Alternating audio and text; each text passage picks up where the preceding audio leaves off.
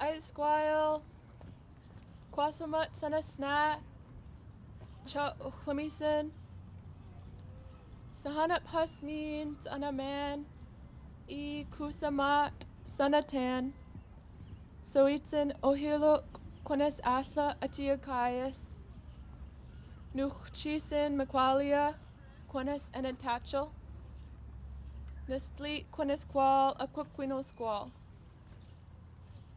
Outsin Kchitza Xwlemi Chasin Utatasin Qunis Twinaux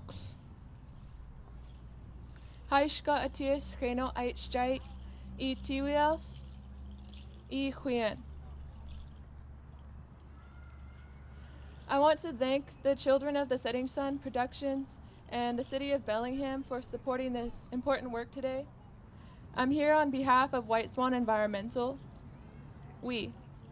Our mission is to support community healing for the natural, cultural, historical restoration to the Salish Sea for 7th generation sustainability as a measure of ecological health protection for all.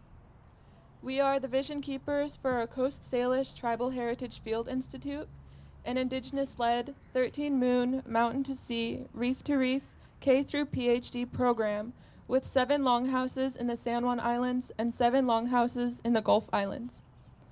I am humbly here to speak as a co-founder of White Swan Environmental and as a youth who is a member and resident of Lummi Nation, descendant of Nooksack Nation, and a proud student of the Northwest Indian College Bachelor of Science in Native Environmental Science program. Along with many others from the US and Canada, I share a vision for our future generations and our environment. I do not speak as an official representative of our tribal nations or Northwest Indian College, but I hope they work with us to hold the vision and return to the place and practice of our ancestors. We also ask everyone who is here today to resonate in the energy of Xwlemi. One heart, one mind, and one people. One mind for the purpose of the work. And envision a house of healing, house of learning, right here at Wacom Creek. Respected elders have said that the water that runs from Mount Baker are the teardrops of the mountain, and tears are the most powerful form of prayer. We believe with your support, this is where the healing work begins. Where we are gathered today is a place where the Xwlemi people once had a village site. Our Lummi leader, Xwlemi, brought the first settlers, Henry Roeder and Russell Peabody, to the noisy waters, Wacom, of Wacom Creek in 1852. In 1852, Xwlemi also signed the Douglas Treaty for Saanich Nation on Vancouver Island, and in 1855 he signed the Point Elliott Treaty on behalf of Lummi Nation.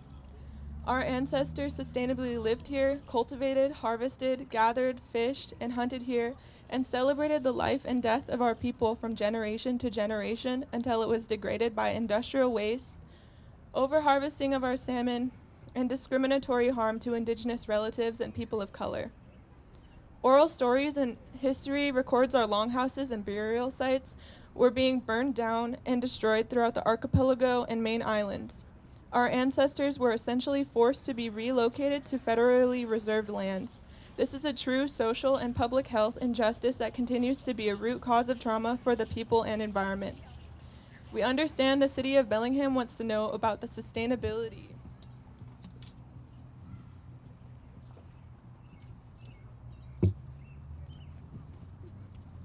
How do we keep the lights on? This is a little bit of what we researched to bring in long-term funding and what we envision for truth and healing. 1, we do not want the costs to be on the tribe. 2, this longhouse should not be confused with the Western Washington University Longhouse Development. We understand Wacom Creek is a part of a Phase 2 development of the Port of Bellingham Waterfront Sub-Area Plan and the City of Bellingham Cultural Heritage Tourism Strategic Plan. We took the time to engage the City of Bellingham with a superintendent of San Juan Island National Park Service because we understand the City of Bellingham wants to create a satellite national historical park here.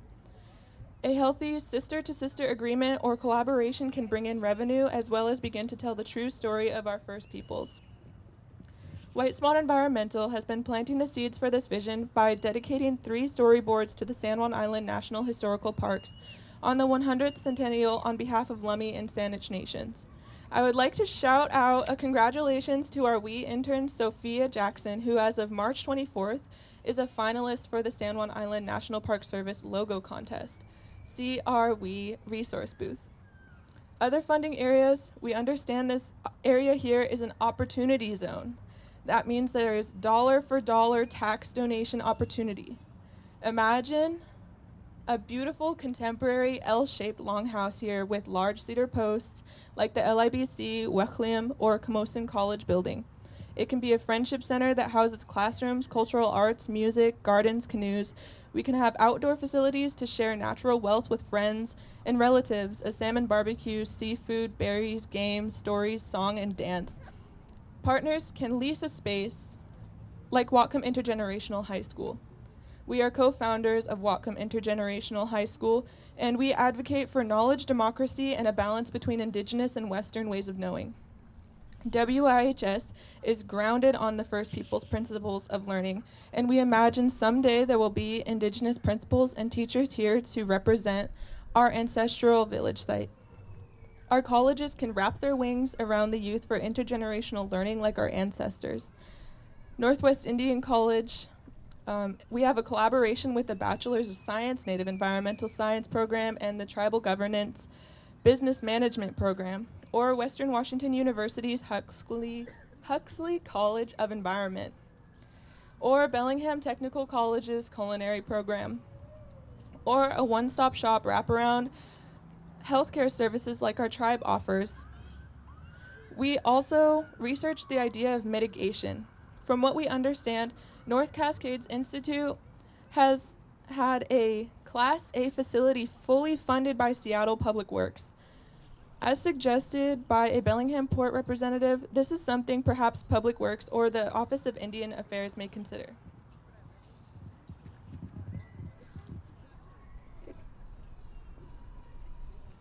Imagine a place for Indigenous nonprofits to represent our ancestors in this House of Healing, House of Learning Longhouse. Children of the Setting Sun Productions, Lummi Community Development Financial Institute, Northwest Indian Health Board, or White Swan Environmental could be partners. It can be a friendship center where the community can come together to learn and heal. Come together to learn together and heal. Across the creek, we understand that Parbury has the first opportunity to buy the city of Bellingham, or wants to be or will be developing low-income housing. We ask you to imagine an international district where we can work together to honor each other's culture and language rather than commit epistemicide, the genocide of knowledge systems. If we are all working together for 7th generation sustainability, we can keep the lights on and support thriving cultures and environment for all. The funding for the larger Coast Salish Tribal Heritage Field Institute vision can include the San Juan Island National Monument or the developing Maritime Washington National Heritage Area. As we know with Huchiukum, the Cherry Point case where the Army Corps of Engineers honored our treaty rights, it is important for our future generations to be present and practice in our usual and accustomed fishing, hunting, and gathering grounds and stations, as well as restore our values of the Si'am, he who gives the most, and the potlatch, where we shared our natural wealth throughout the archipelago. It is important to remember that the federal government, since the Doctrine of Discovery or Papal's Bull, used education, religion, and policies to harm Indigenous cultural practices, relationships to land, water, and people. Today, we are all facing a climate crisis, a global pandemic, poverty, and our First Peoples, if you look around, are nearly erased from the landscape. Coast Salish peoples are 0.65% of people out of 8.7 million people in the Salish Sea. Indigenous peoples, as we know from the Merriam Report and following studies, have high rates of disease and chronic illness, heart disease, cancers, diabetes, arthritis, and early death. Time and time again, Native peoples have had others speaking for them and sharing their needs, but the time is now that we speak for ourselves and we tell you what we need. We ask you to make a pledge and support Truth and Reconciliation in Washington State and sign the petition at our booth to help shape legislation. We ask you to make a pledge to take daily action that will support thriving cultures and environment in the Salish Sea for all. Write to the tribal, city, state, and federal leaders to tell them you want our longhouses mitigated starting here. Please visit our table to learn more. We also have a diorama of the reef net for you to look at. This is a very strong connection of our history, our language, our ties to the community and environment. There was no greed in the time of the reef net, and there was no waste in the time of the reef net, and I know we need to return to that time once again. You can see my family's regalia, which has healed us, as that is a strong part of our culture as Xwlemi people. Please visit our booth and consider making a donation to support our mission and vision and work to support thriving cultures and environment for all. Finally, please visit our website, www.whiteswanenvironmental.org, and you'll see the amazing work the White Swan Environmental we interns are doing to honor our sacred responsibilities, cultural heritage through transboundary coalition building events to bring this vision to life. As respected elders have said, the Creator gave us the sacred responsibility to the land, water, salmon, reef net, and language that belongs to it. And if it is not supported, it is cultural spiritual genocide. The true cultural spiritual genocide will be when we forget we are salmon people, and salmon people know no borders. And we are all salmon people to Mother Earth, and we must work together to protect her and all her life. We must use our voice and our dollars to give back to the earth for everything our loving Mother Earth does for us. Haishka. Happy Earth Day.